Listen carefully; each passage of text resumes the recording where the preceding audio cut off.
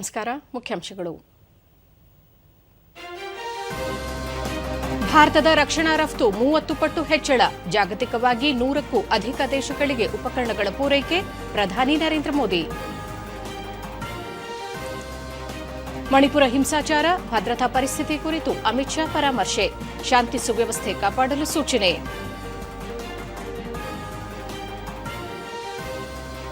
ಸಹಕಾರ ಕ್ಷೇತ್ರದ ಬಲವರ್ಧನೆಗೆ ಒತ್ತು. ಹಿಂದುಳಿದವರು, ಅಲ್ಪಸಂಖ್ಯಾತರು, ಮಹಿಳೆಯರಿಗೆ ಸಮಾನ ಅವಕಾಶ. ಮುಖ್ಯಮಂತ್ರಿ ಸಿದ್ದರಾಮಯ್ಯ.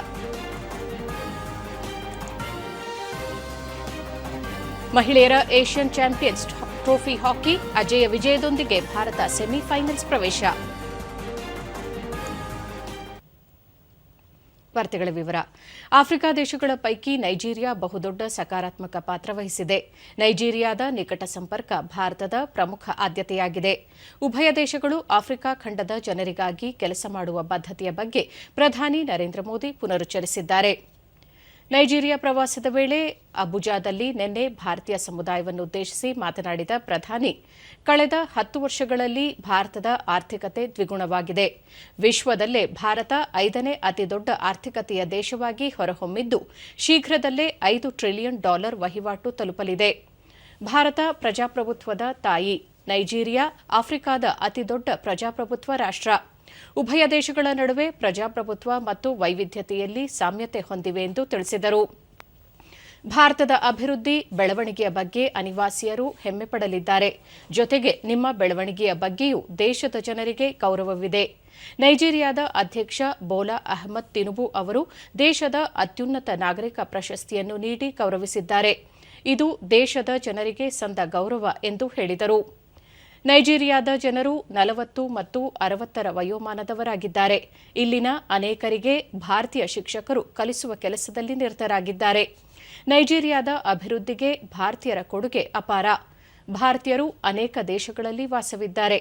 ಆದರೆ ನಾವು ನಮ್ಮ ಸಂಸ್ಕೃತಿ, ಸಂಪ್ರದಾಯವನ್ನು ಮರೆಯಬಾರದು. ಇಡೀ ವಿಶ್ವವೇ ಇಂದು ಒಂದು ಕುಟುಂಬವಾಗಿದೆ ಎಂದರು. ನೈಜೀರಿಯಾದಲ್ಲಿ ಹಿಂದಿ ಹೆಚ್ಚು ಜನಪ್ರಿಯತೆ ಪಡೆಯುತ್ತಿದೆ. ಅದರಲ್ಲೂ ಕನೋ ರಾಜ್ಯದಲ್ಲಿ ಹಿಂದಿಯನ್ನು ಕಲಿಯುತ್ತಿರುವುದು ಹರ್ಷದ ಸಂಗತಿ. ಭಾರತ ಸ್ವಾತಂತ್ರ್ಯ ಪಡೆದ ಸಂದರ್ಭದಲ್ಲಿ ಅನೇಕ ಸವಾಲುಗಳು ನಮ್ಮ ಮುಂದೆ ಇದ್ದವು. ಅವುಗಳನ್ನು ಎದುರಿಸಿ ಇಂದು ಇಡೀ ವಿಶ್ವವೇ ಭಾರತದ ಪ್ರಗತಿಯ ಬಗ್ಗೆ ಚರ್ಚೆ ಮಾಡುವಂತಹ ಸಮಯ ಬಂದಿದೆ ಎಂದು ತಿಳಿಸಿದರು. ಭಾರತದ ರಕ್ಷಣಾ ರಫ್ತು ಸುಮಾರು 30 ಪಟ್ಟು ಏರಿಕೆಯಾಗಿದೆ. ಜಾಗತಿಕವಾಗಿ 100ಕ್ಕೂ ಅಧಿಕ ದೇಶಗಳಿಗೆ ರಕ್ಷಣಾ ಉಪಕರಣಗಳನ್ನು ರಫ್ತು ಮಾಡುತ್ತಿದೆ ಎಂದು ಇದೇ ವೇಳೆ ಪ್ರಧಾನಿ ನರೇಂದ್ರ ಮೋದಿ ಹೇಳಿದರು. सबका साथ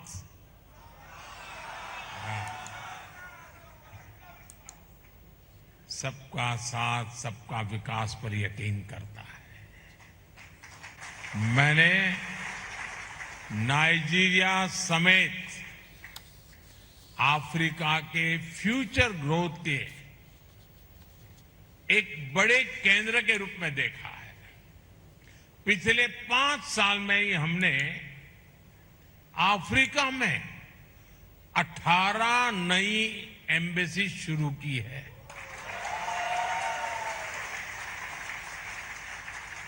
बीते सालों में अफ्रीका की आवाज को ग्लोबल प्लेटफॉर्म पर उठाने के लिए भारत ने हर संभव प्रयास किया है.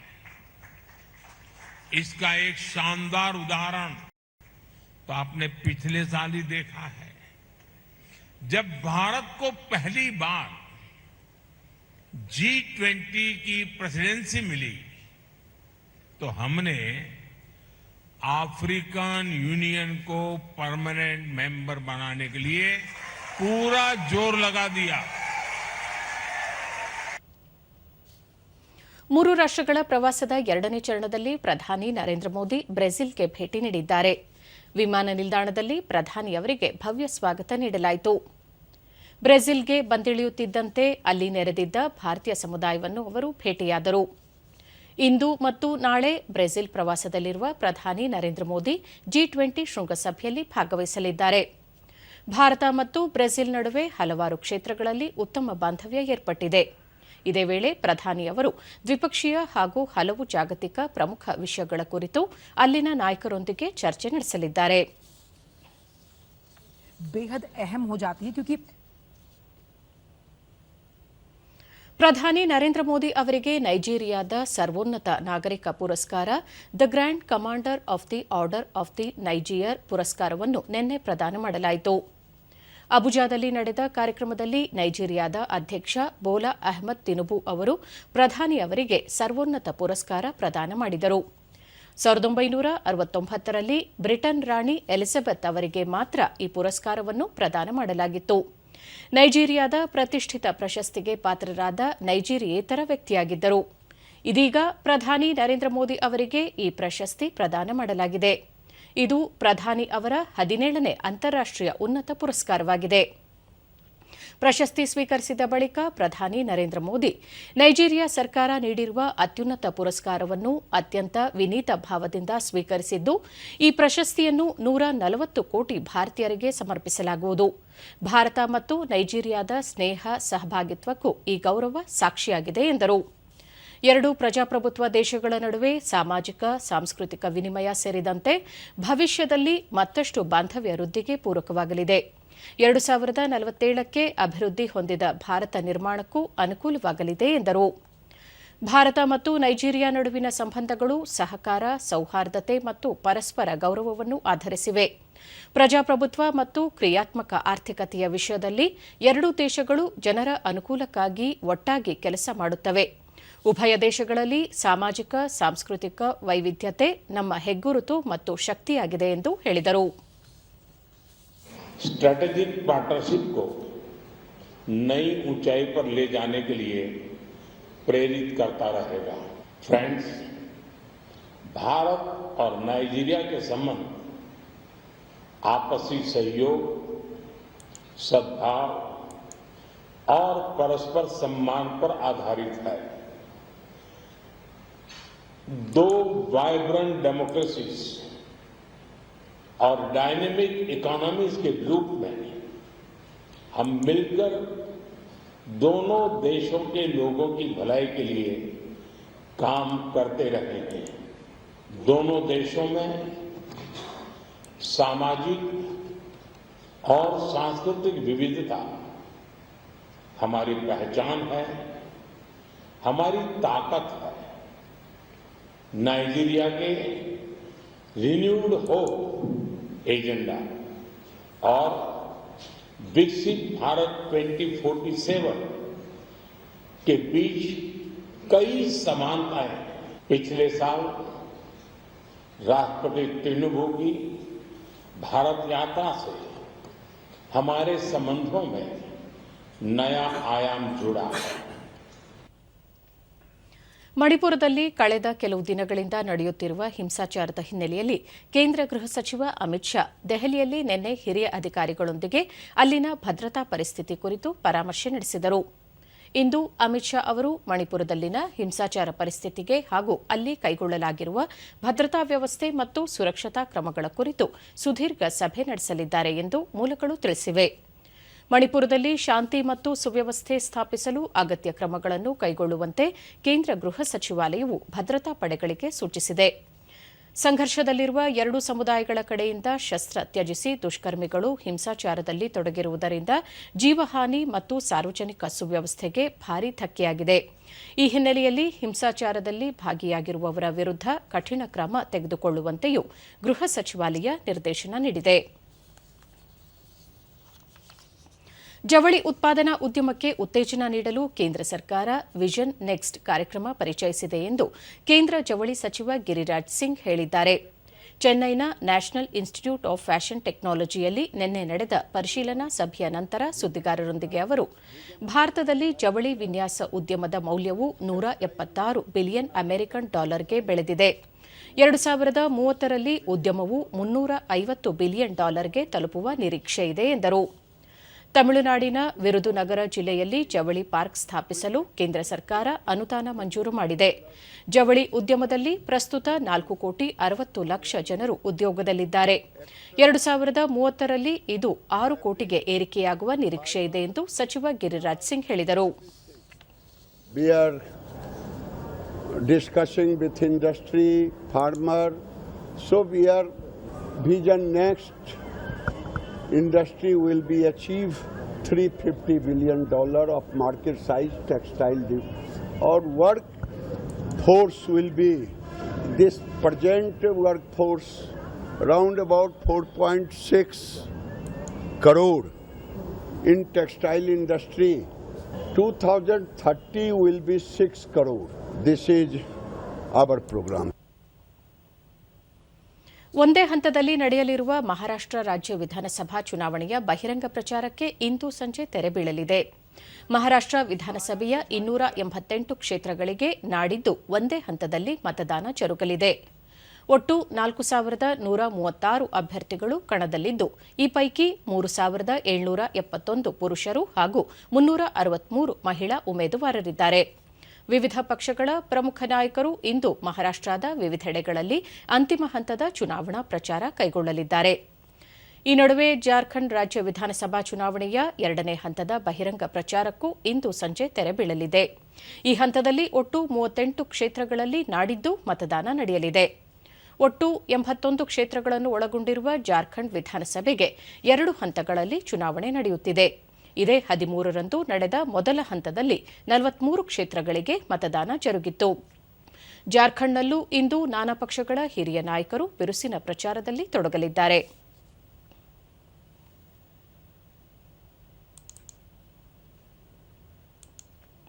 ಜಾರ್ಖಂಡ್ ವಿಧಾನಸಭಾ ಚುನಾವಣೆಯ 2ನೇ ಹಾಗೂ ಅಂತಿಮ ಹಂತಕ್ಕೆ ಇದೇ 20ರಂದು ಚುನಾವಣೆ ನಡೆಯಲಿರುವ ಹಿನ್ನೆಲೆಯಲ್ಲಿ ಬಿಜೆಪಿ ರಾಷ್ಟ್ರೀಯ ಅಧ್ಯಕ್ಷ ಜೆಪಿ ನಡ್ಡಾ ಅವರು ಗೋಮಿಯಾ, ಸಿಂಧ್ರಿ ಮತ್ತು ನಾಲ್ ಪಟ್ಟಣಗಳಲ್ಲಿ ನಿನ್ನೆ ಚುನಾವಣಾ ಪ್ರಚಾರ ಸಭೆಯನ್ನುದ್ದೇಶಿಸಿ ಮಾತನಾಡಿದರು.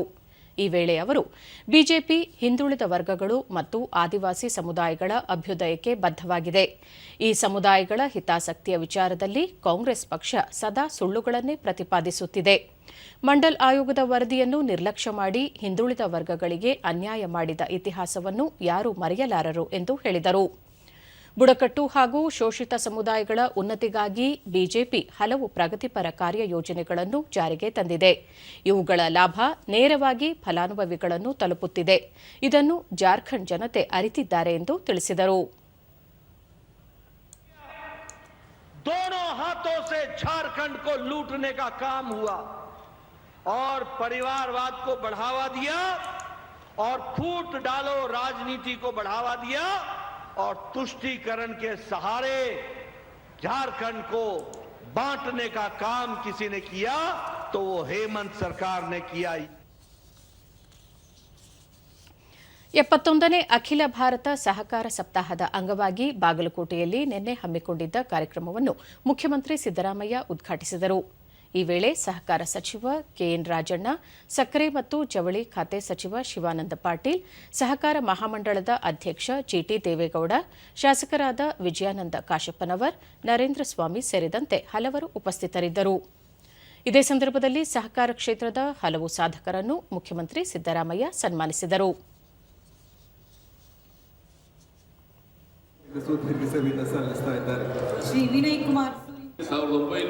ಬಳಿಕ ಅವರು ಸಹಕಾರಿ ವಲಯದ ಕುರಿತು ಪದವಿ, ಡಿಪ್ಲೊಮೊ ಪಡೆದವರಿಗೆ ಉದ್ಯೋಗದಲ್ಲಿ ಮೀಸಲಾತಿ ನೀಡಬೇಕು ಎಂಬ ಬೇಡಿಕೆ ಇದ್ದು, ಈ ಕುರಿತು ಗಂಭೀರವಾಗಿ ಚಿಂತಿಸಲಾಗುವುದು ಎಂದು ತಿಳಿಸಿದರು. ಬಸವಣ್ಣನವರು ಸಮಾಜದ ಎಲ್ಲಾ ವರ್ಗದವರಿಗೂ ಸಮಾನ ಅವಕಾಶ ದೊರೆಯಬೇಕು ಎಂದು ಹೇಳಿದ್ದರು. ನಮ್ಮ ಸರ್ಕಾರ ಬಸವಣ್ಣನವರನ್ನು ಸಾಂಸ್ಕೃತಿಕ ನಾಯಕ ಎಂದು ಘೋಷಿಸಿ ಅವರ ತತ್ವದ ಪರಿಕಲ್ಪನೆ ಅಡಿ ಆಡಳಿತ ನಡೆಸುತ್ತಿದೆ. ಹಿಂದುಳಿದವರು, ಅಲ್ಪಸಂಖ್ಯಾತರು, ಪರಿಶಿಷ್ಟರು, ಮಹಿಳೆಯರಿಗೆ ಸಮಾನ ಅವಕಾಶ ದೊರೆತಾಗ ಮಾತ್ರ ಜಾತಿ ಸಮಸ್ಯೆ ತೊಲಗಿಸಿ ಅವರಿಗೆ ಆರ್ಥಿಕ ಶಕ್ತಿ ತುಂಬಲು ನೆರವಾಗುತ್ತದೆ. ಸಹಕಾರ ಕ್ಷೇತ್ರವನ್ನು ಬಲಗೊಳಿಸುವುದರಿಂದ ಇದು ಸಾಧ್ಯ ಎಂದು ತಿಳಿಸಿದರು. ಮಹಾತ್ಮ ಗಾಂಧೀಜಿಯವರ ಕಾಲದಿಂದ ಸಹಕಾರಿ ಕ್ಷೇತ್ರಕ್ಕೆ ಹೆಚ್ಚು ಒತ್ತಾಸೆಯನ್ನ, ಸಹಕಾರವನ್ನ, ಬೆಂಬಲವನ್ನ ಕೊಡ್ತಾ ಬಂದಿದ್ದರಿಂದ ಇವತ್ತು ಸಹಕಾರಿ ಕ್ಷೇತ್ರ ಬಹಳ ದೊಡ್ಡದಾಗಿ ಬೆಳೆದಿದೆ ಅಂತಕ್ಕಂಥದ್ದನ್ನು ನಾವು ನೋಡಲಿಕ್ಕೆ. ಎಲ್ಲರಿಗೂ ನಾನು, ನನಗಾಗಿ ಎಲ್ಲರೂ, ಎಲ್ಲರಿಗೂ ನಾನು, ನನಗಾಗಿ ಎಲ್ಲರೂ, ಇದು ಧ್ಯೇಯವಾಗಿದೆ. ಸಹಕಾರಿ ಕ್ಷೇತ್ರದಲ್ಲಿ ಎಲ್ಲರಿಗೂ ನಾನು, ನನಗೆ ಎಲ್ಲರೂ, ಇದು ಧ್ಯೇಯವಾಕ್ಯ ಸಹಕಾರಿ ಕ್ಷೇತ್ರದಲ್ಲಿರ್ತಕ್ಕಂಥದ್ದು. ನಾನು ಅಷ್ಟೊಂದು 40-50 ವರ್ಷ ರಾಜಕಾರಣ ಮಾಡಿದ್ರೂ ಕೂಡ ಸಹಕಾರಿ ಕ್ಷೇತ್ರದಲ್ಲಿ ನನ್ನನ್ನು ತೊಡಗಿಸಿಕೊಂಡಿರ್ತಕ್ಕಂಥದ್ದು ಬಹಳ ಕಡಿಮೆ. ಮಹಿಳೆಯರು ಸ್ವಾವಲಂಬಿ ಬದುಕು ಕಟ್ಟಿಕೊಳ್ಳಲು ಅನುಕೂಲವಾಗುವಂತೆ ಮಹಿಳೆಯರಿಗೆ ಉಚಿತ ಹೊಲಿಗೆ ಯಂತ್ರ ವಿತರಣೆ ಕಾರ್ಯಕ್ರಮಕ್ಕೆ ಹುಬ್ಬಳ್ಳಿಯಲ್ಲಿ ನಿನ್ನೆ ಕೇಂದ್ರ ಸಚಿವ ಪ್ರಹ್ಲಾದ್ ಜೋಶಿ ಅವರ ಪತ್ನಿ ಜ್ಯೋತಿ ಜೋಶಿ ಚಾಲನೆ ನೀಡಿದರು.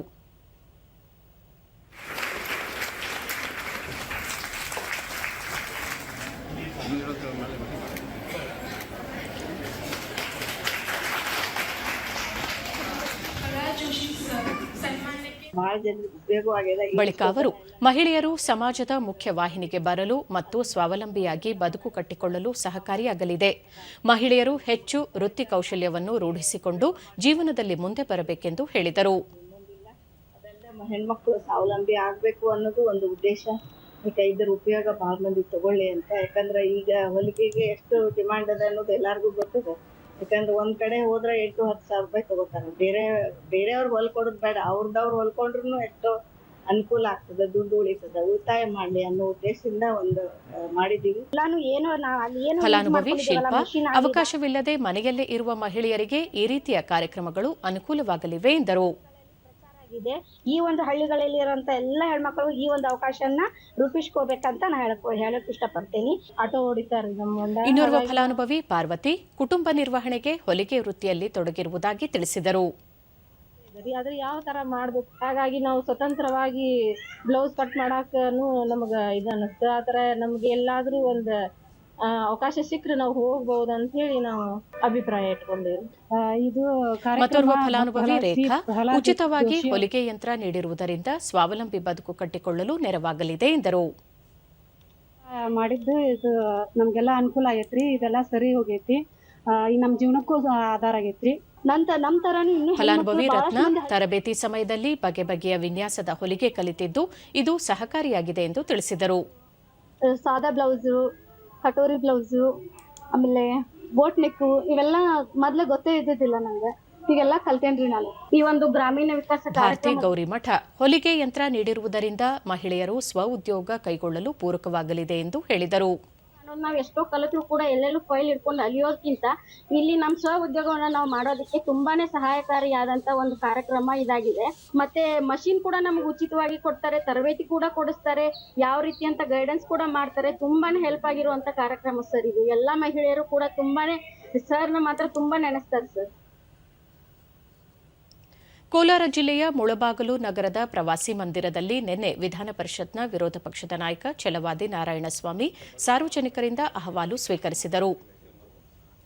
79ರಲ್ಲಿ ನಮ್ಗೆ ರೀಗ್ಯಾಕ್ಟ್ ಆಗಿರೋದು, ನಮ್ಗೆ ತೊಂದರೆ ಮಾಡ್ತಾ ಇದ್ದಾರೆ ನಮ್ಮ ತೋಟಿ ನೌಕರಿದಾರರಿಗೆ. ಬಳಿಕ ದೂರದರ್ಶನದೊಂದಿಗೆ ಅವರು ವಕ್ಫ್ ಹೆಸರಿನಲ್ಲಿ ಎಲ್ಲಾ ರೈತರ ಜಮೀನುಗಳನ್ನು ಕಸಿಯುವ ಕೆಲಸವನ್ನು ಕಾಂಗ್ರೆಸ್ ಸರ್ಕಾರ ಮಾಡುತ್ತಿದೆ. ವಕ್ಫ್ ಬೋರ್ಡ್ ಕಾಂಗ್ರೆಸ್ನ ಕೊಡುಗೆಯಾಗಿದೆ ಎಂದರು. ಕೋವಿಡ್ ಸಂದರ್ಭದಲ್ಲಿ ಬಿಜೆಪಿ ಸರ್ಕಾರ ತೆಗೆದುಕೊಂಡ ದಿಟ್ಟ ನಿರ್ಧಾರದಿಂದಾಗಿ ಸಾಕಷ್ಟು ಜನರ ಪ್ರಾಣ ಉಳಿಸಿದಂತಾಗಿದೆ. ಇದು ವೈದ್ಯಕೀಯ ತುರ್ತು ಪರಿಸ್ಥಿತಿಯಾಗಿದ್ದರಿಂದ ಸರ್ಕಾರ ಯಾರ ಅನುಮತಿಯನ್ನು ಪಡೆಯಬೇಕಾಗಿರಲಿಲ್ಲ. ಇದು ವಿಶ್ವಕ್ಕೆ ಅಪ್ಪಳಿಸಿದ ಮಹಾಮಾರಿಯಾಗಿತ್ತು. 3-4 ವರ್ಷಗಳ ಹಿಂದಿನ ಕಥೆಯನ್ನು ಈಗ ಕೆಣಕುತ್ತಿರುವುದು ನೋಡಿದರೆ ನಮ್ಮ ವಿರುದ್ಧ ದ್ವೇಷದ ರಾಜಕಾರಣ ಮಾಡುತ್ತಿರುವುದು ತಿಳಿದು ಬರುತ್ತದೆ ಎಂದು ಛಲವಾದಿ ನಾರಾಯಣಸ್ವಾಮಿ ಹೇಳಿದರು. 48,000 ಕೋಟಿ ಬೆಂಗಳೂರು ಇದಕ್ಕೆ ಡೆವಲಪ್ಮೆಂಟ್ಗೆ ಇಟ್ಟಿದ್ದಾರಂತೆ, ಕೊಟ್ಟರಂತೆ. 1 ಪೈಸಾ ಕೊಟ್ಟಿಲ್ಲ. ಇಷ್ಟೆಲ್ಲ ಜನರಿಗೆ ಕೋಪ ಬರ್ತಾ ಇದೆ ಅಂದಾಗ ನಮ್ಮ ಮೇಲೆ ನಮ್ಮ ಕಡೆ ತಿರುಗಿಸ್ಲಿಕ್ಕೆ ಏನಾದರೂ ಒಂದು ಬೇಕಲ್ಲ. ಕೋವಿಡ್ ಅಂದ್ರೇನು ಅವ್ರಿಗೆ ಗೊತ್ತಿದೆಯಾ? ಕೋವಿಡ್ ಅಂತಕ್ಕಂಥದ್ದು ಇಟ್ ಈಸ್ ಅ ಪ್ಯಾಂಡಮಿಕ್, ಮಹಾಮಾರಿ. ಇದು ಬರೀ ಕರ್ನಾಟಕಕ್ಕೆ ಭಾರತಕ್ಕೆ ಬಂದಿದ್ದಲ್ಲ, ಪ್ರಪಂಚಕ್ಕೆ ಬಂದಿದ್ದು. ಇಂಥ ಕಾಲದಲ್ಲಿ ಇಂಥ ಎಮರ್ಜೆನ್ಸಿ, ಮೆಡಿಕಲ್ ಎಮರ್ಜೆನ್ಸಿ ಬಂದಾಗ ನಿಮ್ಮನ್ನು ಕೇಳಬೇಕಾಗಿಲ್ಲ, ನನ್ನನ್ನು ಕೇಳಬೇಕಾಗಿಲ್ಲ, ಯಾರನ್ನೂ ಕೇಳಬೇಕಾಗಿಲ್ಲ. ಜನರ ಪ್ರಾಣ ಹೋಗುವಂಥ ಸಂದರ್ಭಗಳು. ಅಂಥ ಟೈಮ್ನಲ್ಲಿ ಸರ್ಕಾರಕ್ಕೆ ತನ್ನ ಎಲ್ಲ ಅಧಿಕಾರ ಇದೆ. ಯಾವುದೇ ವಸ್ತು, ಮೆಡಿಕಲ್ ಕಿಟ್ ಇರ್ಬೋದು, ಮಾಸ್ಕ್ ಇರ್ಬೋದು, ಮೆಡಿಸಿನ್ ಇರ್ಬೋದು, ಅದನ್ನು ಕೊಂಡುಕೊಳ್ಬೇಕಂತಂದರೆ ಇಲ್ಲೆಲ್ಲೂ ಸಿಗಲಿಲ್ಲ ಅಂದರೆ ನೀವು ಫಾರಿನ್ ಹೊರಗಡೆ ದೇಶದಿಂದನೇ ತರ್ಬೋದು. ಅದಕ್ಕೆ ಟೆಂಡರ್ ಹಾಕಬೇಕಾಗಿಲ್ಲ, ಯಾಕಂದ್ರೆ it is a emergency. Elon ಮಸ್ಕ್ನ ಮಾಲೀಕತ್ವದ ಬಾಹ್ಯಾಕಾಶ ಸಂಸ್ಥೆ ಸ್ಪೇಸ್ ಎಕ್ಸ್ ನಾಳೆ ಅಮೆರಿಕದ ಕೇಪ್ ಕೆನೆವೆರಲ್ನಿಂದ ಭಾರತದ ಭಾರೀ ತೂಕದ ಸಂವಹನ ಉಪಗ್ರಹ ಜಿಸ್ಯಾಟ್ 20 ಉಡಾವಣೆ ಮಾಡಲಿದೆ. ಈ ಕುರಿತು ಮಾಹಿತಿ ನೀಡಿದ ಭಾರತೀಯ ಬಾಹ್ಯಾಕಾಶ ಸಂಶೋಧನಾ ಸಂಸ್ಥೆಯ ಅಧ್ಯಕ್ಷ ಎಸ್ ಸೋಮನಾಥ್, ಸ್ಪೇಸ್ ಎಕ್ಸ್ನ ಫಾಲ್ಕಾನ್ 9 ಇಸ್ರೋದ ಜಿಸ್ಯಾಟ್ 20 ನಾಳೆ ಉಡಾವಣೆ ನಡೆಸಲಿದೆ ಎಂದು ಅವರು ವಿವರಿಸಿದ್ದಾರೆ. ಉಪಗ್ರಹವು 14 ವರ್ಷಗಳವರೆಗೆ ಕಾರ್ಯಾಚರಣೆ ನಡೆಸುವ ನಿರೀಕ್ಷೆಯಿದೆ. ಇದು ಭಾರತದ ಮೂಲೆ ಮೂಲೆಗೂ ಇಂಟರ್ನೆಟ್ ಸೇರಿದಂತೆ ಪ್ರಮುಖ ಸೇವೆಗಳನ್ನು ಒದಗಿಸಲಿದೆ. 4700 ಕೆಜಿ ತೂಕದ ಜಿಸ್ಯಾಟ್ 20 ಭಾರತದ ಅತ್ಯಂತ ಭಾರವಾದ ಸಂವಹನ ಉಪಗ್ರಹಗಳಲ್ಲಿ ಒಂದಾಗಿದೆ. ಜಿಸ್ಯಾಟ್ 20 ಬಾಹುಬಲಿ ಎಂದೇ ಹೆಸರುವಾಸಿಯಾಗಿದ್ದು, ಭಾರೀ ತೂಕದ ಕಾರಣ ಉಡಾವಣೆಗೆ ಸ್ಪೇಸ್ ಎಕ್ಸ್ ಅನ್ನು ಆಯ್ಕೆ ಮಾಡಲಾಗಿದೆ. ಇಸ್ರೋದ ವಾಣಿಜ್ಯ ವಿಭಾಗದ ಅಧ್ಯಕ್ಷ ಹಾಗೂ ವ್ಯವಸ್ಥಾಪಕ ನಿರ್ದೇಶಕ ರಾಧಾಕೃಷ್ಣನ್ ದುರೈರಾಜ್ ಮಾತನಾಡಿ, ಸ್ಪೇಸ್ ಎಕ್ಸ್ನ ಫಾಲ್ಕನ್ 9 ರಾಕೆಟ್ನಲ್ಲಿ ಭಾರೀ ತೂಕದ ಉಪಗ್ರಹಗಳನ್ನು ಉಡಾವಣೆ ಮಾಡಲು ಇಸ್ರೋ ಉತ್ತಮ ಒಪ್ಪಂದ ಮಾಡಿಕೊಂಡಿದೆ ಎಂದು ಹೇಳಿದ್ದಾರೆ. ಭಾರತ ಈವರೆಗೆ ಭಾರೀ ಗಾತ್ರದ ಉಪಗ್ರಹಗಳ ಉಡಾವಣೆಗೆ ಫ್ರೆಂಚ್ ಉಡಾವಣೆ ಸೇವಾ ಪೂರೈಕೆದಾರರ ಏರಿಯಲ್ ಸ್ಪೇಸ್ ಅನ್ನು ಅವಲಂಬಿಸಿತ್ತು. ಪ್ರಸ್ತುತ ಇದು ಯಾವುದೇ ಕಾರ್ಯಾಚರಣೆಯ ರಾಕೆಟ್ಗಳನ್ನು ಹೊಂದಿಲ್ಲದ ಕಾರಣ ಭಾರತ ಸ್ಪೇಸ್ ಎಕ್ಸ್ನೊಂದಿಗೆ ಹೋಗಿರುವುದು ವಿಶ್ವಾಸಾರ್ಹ ಆಯ್ಕೆಯಾಗಿದೆ. ಸ್ಪೇಸ್ ಎಕ್ಸ್ನ ಭಾರೀ ಗಾತ್ರದ ಉಪಗ್ರಹಗಳನ್ನು ಹೊತ್ತೊಯ್ಯಬಲ್ಲ ಫಾಲ್ಕಾನ್ 9 ರಾಕೆಟ್ 8300 ಕೆಜಿ ಅಥವಾ 8.3 ಟನ್ಗಳಷ್ಟು ತೂಕದ ಪೇಲೋಡ್ಗಳನ್ನು ಭೂಸ್ಥಿರ ಕಕ್ಷೆಗೆ ಇಳಿಸುವ ಸಾಮರ್ಥ್ಯ ಹೊಂದಿದೆ. ಆಸ್ಟ್ರೇಲಿಯಾ, ಜಪಾನ್ ಮತ್ತು ಅಮೆರಿಕ ಇಂದು ಇಂಡೋ ಪೆಸಿಫಿಕ್ ಪ್ರದೇಶದಲ್ಲಿ ಭಾರತದ ಕಡಲ ಕಣ್ಗಾವಲು ಪ್ರಯತ್ನಗಳನ್ನು ಬೆಂಬಲಿಸುವ ತಮ್ಮ ಬದ್ಧತೆಯನ್ನು ಪುನರುಚ್ಚರಿಸಿವೆ ಮತ್ತು ಕ್ಷೇತ್ರದಲ್ಲಿ ನಿಕಟ ಸಹಯೋಗದ ಪ್ರಾಮುಖ್ಯತೆಯನ್ನು ಪ್ರತಿಪಾದಿಸಿವೆ. ಆಸ್ಟ್ರೇಲಿಯಾ ಉಪಪ್ರಧಾನಿ ಮತ್ತು ರಕ್ಷಣಾ ಸಚಿವ ರಿಚರ್ಡ್ ಮಾಲ್ಸ್, ಜಪಾನ್ ರಕ್ಷಣಾ ಸಚಿವ ನಕಟಾನಿ ಜನರಲ್ ಮತ್ತು ಅಮೆರಿಕ ರಕ್ಷಣಾ ಕಾರ್ಯದರ್ಶಿ ಲಾಯ್ಡ್ ಆಸ್ಕಿನ್ ಅವರು ನಿನ್ನೆ ಆಸ್ಟ್ರೇಲಿಯಾದ ಡಾರ್ವಿನ್ನಲ್ಲಿ 14ನೇ ತ್ರಿಪಕ್ಷೀಯ ರಕ್ಷಣಾ ಮಂತ್ರಿಗಳ ಸಭೆಯಲ್ಲಿ ಭಾಗಿಯಾದರು. ಸಭೆಯ ನಂತರ ಬಿಡುಗಡೆಯಾದ ಜಂಟಿ ಹೇಳಿಕೆಯಲ್ಲಿ ಅವರು 2025ರಿಂದ ಇಂಡೋ ಪೆಸಿಫಿಕ್ನಲ್ಲಿ ಆಸ್ಟ್ರೇಲಿಯಾ, ಜಪಾನ್, ಭಾರತ, ಅಮೆರಿಕ ಕಡಲು ಕಣ್ಗಾವಲು ವಿಚಾರದಲ್ಲಿ ನಿಕಟ ಸಹಯೋಗದ ಪರಿಕಲ್ಪನೆ ಪ್ರತಿಪಾದಿಸಿರುವ ಭಾರತದ ನಿಲುವನ್ನು ಸಮರ್ಥಿಸಿಕೊಂಡರು. ಸಮಗ್ರ ಸಾಗರ ನಿಗಾ ವ್ಯವಸ್ಥೆಗೂ ಇದು ಪೂರಕವಾಗಿದೆ. ಜೊತೆಗೆ ಭಾರತದ ಕಡಲು ಹಾಗೂ ನೌಕಾ ಭದ್ರತೆಯನ್ನು ಇದು ಉತ್ತೇಜಿಸುತ್ತದೆ. ಕಳೆದ ಸೆಪ್ಟೆಂಬರ್ನಲ್ಲಿ ಕ್ವಾಡ್ ನಾಯಕರ ಸಭೆಯ ನಂತರ ಬಿಡುಗಡೆಯಾದ ವಿಲ್ಮಿಂಗ್ಟನ್ ಘೋಷಣೆಯು ಇಂಡೋ ಪೆಸಿಫಿಕ್ ಕುರಿತಾದ ಇಂಡಿಯನ್ ಓಷನ್ ರಿಮ್ ಅಸೋಸಿಯೇಷನ್ ಐಒಆರ್ಎ ಪರಿಕಲ್ಪನೆಯನ್ನು ಅಂತಿಮಗೊಳಿಸುವಲ್ಲಿ ಮಹತ್ವದ ಕ್ರಮ ಇದಾಗಿದೆ. ಶ್ರೀಲಂಕಾದಲ್ಲಿ ನೂತನವಾಗಿ ಅಧಿಕಾರಕ್ಕೆ ಬಂದಿರುವ ಸರ್ಕಾರದ ಸಚಿವ ಸಂಪುಟ ಪ್ರಮಾಣ ವಚನ ಸಮಾರಂಭ ಅಧ್ಯಕ್ಷ ಅನುರಾ ಕುಮಾರ ಡಿಸ್ಲಾನಾಯ್ಕೆ ಅವರ ಸಮ್ಮುಖದಲ್ಲಿ ಇಂದು ಅಲ್ಲಿನ ಅಧ್ಯಕ್ಷೀಯ ಸಚಿವಾಲಯದಲ್ಲಿ ನಡೆಯಲಿದೆ. ಅಧ್ಯಕ್ಷರು ತಮ್ಮ ನಾಯಕತ್ವದಲ್ಲಿ ರಕ್ಷಣಾ ಮತ್ತು ಹಣಕಾಸಿನ ಪ್ರಮುಖ ಖಾತೆಗಳನ್ನು ಉಳಿಸಿಕೊಂಡು 23 ಸದಸ್ಯರ ಸಚಿವ ಸಂಪುಟವನ್ನು ನೇಮಿಸಲು ಯೋಜಿಸಿದ್ದಾರೆ ಎನ್ನಲಾಗಿದೆ. ವರದಿಗಳ ಪ್ರಕಾರ ಡಾಕ್ಟರ್ ಹರಿಣಿ ಅಮರಸೂರ್ಯ ಅವರು ಪ್ರಧಾನಿಯಾಗಿ ಮರು ನೇಮಕಗೊಳ್ಳಲಿದ್ದಾರೆ ಮತ್ತು ವಿಜಿತಾ ಹೆರಾತ್ ಅವರು ವಿದೇಶಾಂಗ ಸಚಿವರಾಗಿ ತಮ್ಮ ಪಾತ್ರದಲ್ಲಿ ಮುಂದುವರಿಯಲಿದ್ದಾರೆ. ಆಡಳಿತಾರೂಢ ನ್ಯಾಷನಲ್ ಪೀಪಲ್ಸ್ ಪವರ್ ಮೈತ್ರಿಕೂಟವು ಸಂಸತ್ತಿನ ಚುನಾವಣೆಯಲ್ಲಿ 225 ಸ್ಥಾನಗಳಲ್ಲಿ 159 ಸ್ಥಾನಗಳನ್ನು ಗೆದ್ದು ಅಧಿಕಾರಕ್ಕೆ ಬಂದಿತ್ತು. ಉಕ್ರೇನ್ನ ವಿದ್ಯುತ್ ಉತ್ಪಾದನಾ ಘಟಕಗಳ ಮೇಲೆ ಕ್ಷಿಪಣಿ ಮತ್ತು ಡ್ರೋನ್ ದಾಳಿ ನಡೆಸಿದೆ. ಘಟನೆಯಲ್ಲಿ ಕನಿಷ್ಠ 6 ಮಂದಿ ಮೃತಪಟ್ಟಿದ್ದು, ದಾಳಿಯಿಂದ ದೊಡ್ಡ ಪ್ರಮಾಣದ ಹಾನಿಯಾಗಿದೆ ಎಂದು ಉಕ್ರೇನ್ ಅಧ್ಯಕ್ಷ ವ್ಲಾಡಿಮಿರ್ ಝೆಲೆನ್ಸ್ಕಿ ತಿಳಿಸಿದ್ದಾರೆ. ದಕ್ಷಿಣ ಉಕ್ರೇನ್ನ ಮೈಕೊಲೈವ್ ನಗರದ ವಿದ್ಯುತ್ ಉತ್ಪಾದನಾ ಘಟಕದ ಮೇಲೆ ಕೂಡ ದಾಳಿ ನಡೆದಿದ್ದು, ಇದರಿಂದಾಗಿ ಒಡೆಸ್ಸಾದ ಕಪ್ಪು ಸಮುದ್ರದ ಬಂದರಿಗೆ ವಿದ್ಯುತ್ ಸರಬರಾಜು ಸ್ಥಗಿತಗೊಂಡಿದೆ. ದಾಳಿ ಹಿನ್ನೆಲೆಯಲ್ಲಿ ಅಲ್ಲಿನ ನಾಗರಿಕರನ್ನು ಸುರಕ್ಷಿತ ಸ್ಥಳಗಳಿಗೆ ಸ್ಥಳಾಂತರಿಸಲಾಗಿದೆ ಎಂದು ಅಧಿಕಾರಿಗಳು ಮಾಹಿತಿ ನೀಡಿದ್ದಾರೆ.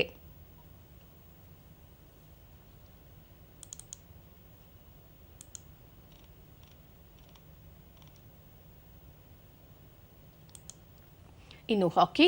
ಬಿಹಾರದ ರಾಜ್ಗಿರ್ನಲ್ಲಿ ನಡೆಯುತ್ತಿರುವ ಮಹಿಳೆಯರ ಏಷ್ಯನ್ ಚಾಂಪಿಯನ್ಸ್ ಟ್ರೋಫಿ ಹಾಕಿ ಟೂರ್ನಿಯಲ್ಲಿ ತಮ್ಮ ಕೊನೆಯ ಲೀಗ್ ಪಂದ್ಯದಲ್ಲೂ ಭಾರತ ತಂಡದ ವನಿತೆಯರು 3-0 ಗೋಲುಗಳಿಂದ ಜಪಾನ್ ತಂಡದ ವಿರುದ್ಧ ನಿಚ್ಚಳ ಗೆಲುವು ದಾಖಲಿಸಿದ್ದಾರೆ. ನಿನ್ನೆ ಸಂಜೆ ನಡೆದ ಪಂದ್ಯದಲ್ಲಿ ಭಾರತ ತಂಡದ ಪರ ದೀಪಿಕಾ 47 ಮತ್ತು 48ನೇ ನಿಮಿಷಗಳಲ್ಲಿ 2 ಗೋಲು ಗಳಿಸಿದರೆ ಉಪನಾಯಕಿ ನವನೀತ್ ಕೌರ್ 37 ನಿಮಿಷದಲ್ಲಿ 1 ಗೋಲು ಗಳಿಸಿಕೊಟ್ಟು ಅಧಿಕಾರಯುತ ಗೆಲುವಿಗೆ ಕಾರಣರಾದರು. ಈ ಗೆಲುವಿನೊಂದಿಗೆ ಭಾರತದ ಆಟಗಾರ್ತಿಯರು ಒಟ್ಟು 6 ತಂಡಗಳು ಭಾಗವಹಿಸಿರುವ ಈ ಟೂರ್ನಿಯಲ್ಲಿ ಸತತ 5ನೇ ಗೆಲುವಿನೊಂದಿಗೆ ಅಜೇಯ ದಾಖಲೆಯೊಂದಿಗೆ ಸೆಮಿಫೈನಲ್ಸ್ಗೆ ಪ್ರವೇಶ ಪಡೆಯಿತು. ಭಾರತ 5 ಪಂದ್ಯಗಳಿಂದ ಒಟ್ಟು 15 ಅಂಕ ಗಳಿಸಿ ಅಗ್ರಸ್ಥಾನದೊಂದಿಗೆ ನಾಕೌಟ್ಗೆ ಪ್ರವೇಶಿಸಿದರೆ ಚೈನಾ, ಮಲೇಷ್ಯಾ ಮತ್ತು ಜಪಾನ್ ಕ್ರಮವಾಗಿ ನಂತರದ ಸ್ಥಾನಗಳೊಂದಿಗೆ 4ರ ಘಟ್ಟಕ್ಕೆ ಅರ್ಹತೆ ಪಡೆದುಕೊಂಡವು. ಇಂದು ವಿಶ್ರಾಂತಿ ದಿನವಾಗಿದ್ದು ನಾಳೆ ನಡೆಯಲಿರುವ ಮೊದಲ ಸೆಮಿಫೈನಲ್ಸ್ನಲ್ಲಿ ಚೈನಾ ಮತ್ತು ಮಲೇಷ್ಯಾ ಹಾಗೂ 2ನೇ ಸೆಮಿಫೈನಲ್ಸ್ನಲ್ಲಿ ಭಾರತ ಮತ್ತು ಜಪಾನ್ ತಂಡಗಳು ಮುಖಾಮುಖಿಯಾಗಲಿವೆ. ಈಗ ಇಂದಿನ ಪತ್ರಿಕೆಗಳ ಇಣುಕುನೋಟ. ಬೆಳಗಾವಿ ಅಧಿವೇಶನ ಡಿಸೆಂಬರ್ 9ರಿಂದ. ಸಹಕಾರಿ ಪರಿಣಿತರಿಗೆ ಆದ್ಯತೆ, ನೇಮಕಾತಿಗೆ ಹೊಸ ನಿಯಮ, ಸಿಎಂ ಸಿದ್ದರಾಮಯ್ಯ ಘೋಷಣೆ. ಈ ಖಾತೆ ವಿತರಣೆ ಚುರುಕು, ಖಾಸಗಿ ಸಂಸ್ಥೆಗಳ ಮೂಲಕವೂ ಶೀಘ್ರ ಲಭ್ಯ, ಕಾರ್ಯರೂಪಕ್ಕೆ ಅಂತಿಮ ಸಿದ್ಧತೆ. 2030 ವೇಳೆಗೆ 23 ಲಕ್ಷ ಇವಿ ವಾಹನ ರಸ್ತೆಗೆ, ಬೆಂಗಳೂರಿನಲ್ಲಿ 400 ಚಾರ್ಜಿಂಗ್ ಸ್ಟೇಷನ್ ಅಗತ್ಯ, ದೇಶದಲ್ಲಿ ಕರ್ನಾಟಕ ಮೊದಲ ಸ್ಥಾನ. ವನಿತಾ ಏಷ್ಯಾ ಹಾಕಿ ಕೂಟ ಜಪಾನ್ ಮಣಿಸಿದ ಭಾರತ, 3-0 ಜಯ, ಭಾರತ ಅಜೇಯ. ಇವು ಇಂದಿನ ಪತ್ರಿಕೆಗಳ ಪ್ರಮುಖ ಸುದ್ದಿ. ಉಳಿದಂತೆ ಡಿಸೆಂಬರ್ 1ರಿಂದ ರಾಗಿ ಖರೀದಿಗೆ ನೋಂದಣಿ ಪ್ರಕ್ರಿಯೆ ಆರಂಭ. ಪ್ರತಿ ಕ್ವಿಂಟಾಲ್ ರಾಗಿಗೆ 4,290 ರೂಪಾಯಿಗಳ ಬೆಂಬಲ ಬೆಲೆ ನಿಗದಿ. ಭಾರತ ಮಿಸೈಲ್ ಪವರ್, ಒಡಿಶಾ ತೀರದಲ್ಲಿ ಹೈಪರ್ಸಾನಿಕ್ ಕ್ಷಿಪಣಿ ಪರೀಕ್ಷಾರ್ಥ ಪ್ರಯೋಗ ಯಶಸ್ವಿ. ಎಲೈಟ್ ಗ್ರೂಪ್ಗೆ ಸೇರಿದ ಇಂಡಿಯಾ. ದಿಲ್ಲಿ ವಾಯುಗುಣ ಅತ್ಯಂತ ಗಂಭೀರ ಮಟ್ಟಕ್ಕೆ, ಎಕ್ಯೂಐ ಮಟ್ಟ 490ಕ್ಕೆ ಏರಿಕೆ. ದೇಶದಲ್ಲೇ ದೆಹಲಿ ನಂಬರ್ 1 ಮಾಲಿನ್ಯ ನಗರಿ.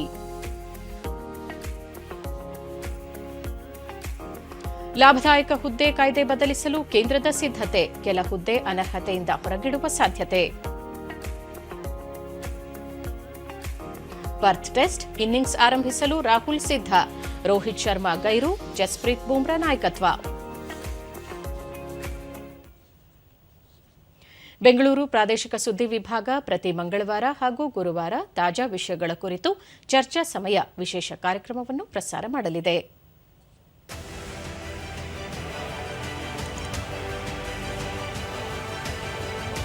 ಸತ್ಯದ ಅನ್ವೇಷಣೆ, ನಿಷ್ಪಕ್ಷಪಾತ ಚರ್ಚೆ, ಸಮರ್ಥನೀಯ ನಿಲುವು, ಸಂಪೂರ್ಣ ವಿವರಣೆ.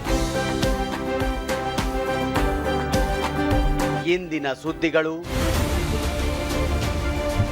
ನಾಳೆಯ ಕಥೆಗಳು ನಿಮಗಾಗಿ ಚರ್ಚಾ ಸಮಯದಲ್ಲಿ. ಸತ್ಯ, ಸಮರ್ಥ, ಸಂಪೂರ್ಣತೆಯ ಚರ್ಚಾ ಸಮಯ ನಿಮ್ಮ ಚಂದನದಲ್ಲಿ. ಪ್ರತಿ ಮಂಗಳವಾರ ಹಾಗೂ ಗುರುವಾರ ಸಂಜೆ 5:30ರಿಂದ 6 ಗಂಟೆಯವರೆಗೂ ತಪ್ಪದೇ ವೀಕ್ಷಿಸಿ. ಕೊನೆಯಲ್ಲಿ ಮತ್ತೊಮ್ಮೆ ಮುಖ್ಯಾಂಶಗಳು. ಭಾರತದ ರಕ್ಷಣಾ ರಫ್ತು 30 ಪಟ್ಟು ಹೆಚ್ಚಳ, ಜಾಗತಿಕವಾಗಿ 100ಕ್ಕೂ ಅಧಿಕ ದೇಶಗಳಿಗೆ ಉಪಕರಣಗಳ ಪೂರೈಕೆ, ಪ್ರಧಾನಿ ನರೇಂದ್ರ ಮೋದಿ. ಮಣಿಪುರ ಹಿಂಸಾಚಾರ, ಭದ್ರತಾ ಪರಿಸ್ಥಿತಿ ಕುರಿತು ಅಮಿತ್ ಶಾ ಪರಾಮರ್ಶೆ, ಶಾಂತಿ ಸುವ್ಯವಸ್ಥೆ ಕಾಪಾಡಲು ಸೂಚನೆ.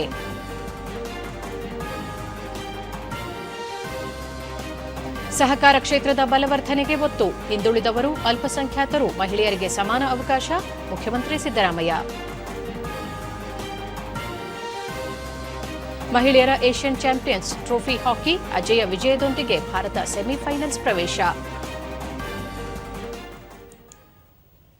ನಮ್ಮ ವಾರ್ತಾ ಪ್ರಸಾರವನ್ನು ನೀವು ಡಿಡಿ ಚಂದನ ನ್ಯೂಸ್ ಯೂಟ್ಯೂಬ್, ಎಕ್ಸ್ ಖಾತೆ, ಫೇಸ್ಬುಕ್ ಹಾಗೂ ಇನ್ಸ್ಟಾಗ್ರಾಂನಲ್ಲೂ ವೀಕ್ಷಿಸಬಹುದು. ನಮ್ಮ ಮುಂದಿನ ವಾರ್ತಾ ಪ್ರಸಾರ ಬೆಳಗ್ಗೆ 11 ಗಂಟೆಗೆ. ನಮಸ್ಕಾರ.